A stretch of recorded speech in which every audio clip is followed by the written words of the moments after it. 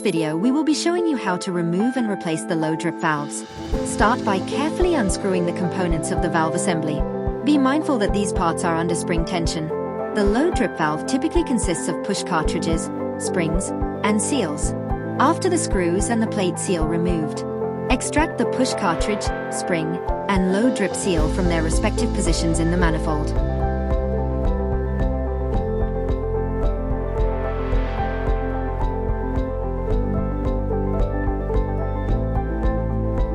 When replacing these, do not forget to lubricate the components with the wash solution to avoid any damages.